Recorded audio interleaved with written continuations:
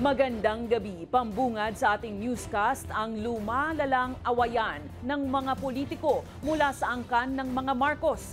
Ang latest, tinawag ni Presidential son at Congressman Sandro Marcos na irresponsable ang pahayag ng kanyang tsahing si Senator Amy Marcos na inaakusahang lulong sa droga si Pangulong Bongbong Marcos Jr. Ayon sa kongresista, nais pataubin ng senadora ang administrasyon dahil sa kanyang mga ambisyon. Sagot naman ng Malacanang, hindi magre-resign ng Pangulo dahil sa mga aligasyon. Ang balitang A to Z ni Ace Cruz. Binweltahan ni Presidential son at kongresistang si Sandro Marcos ang tiyahin niyang si Senador Amy Marcos sa mga maanghang na salita at alegasyon laban kay Pangulong Ferdinand Marcos Jr. na gumagamit umano ng iligal na droga. Ayon sa congressman, delikado at walang basihan ang pahayag ng senadora at wala itong idudulot na maganda. Idinawit din ng senadora si First Lady Lisa Araneta Marcos sa kanyang speech Lunes ng gabi sa Rally for Transparency ng Iglesia ni Cristo sa Canino Grandstand.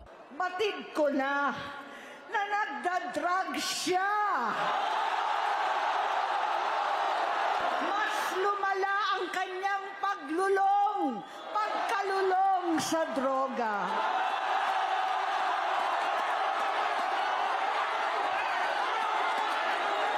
Dahil parehas pala silang mag-asawa.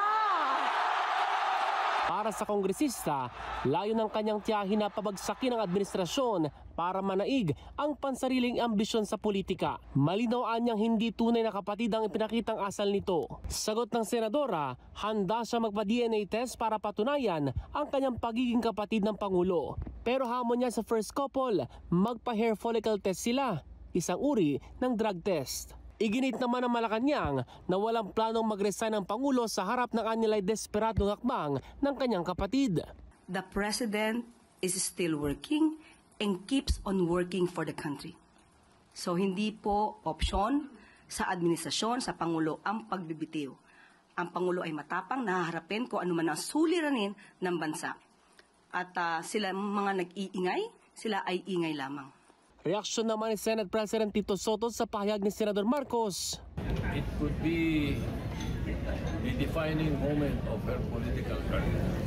Hindi naman nagustuhan ni Senate President Pro Tempore Ping Lacson ang panibagong tirada ng senadora sa Pangulo. That's very un-Filipino, no? Kasi tayo, magkaaway man yung magkapatid, di ba, nalilimit yung usapan within the confines of the home.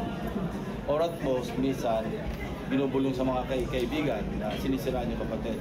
But not in front of hundreds of thousands of Filipinos, especially in a religious gathering.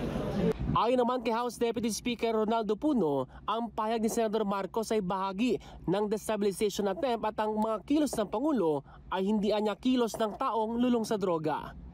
Para sa Balitang A to Z, Ace Cruz.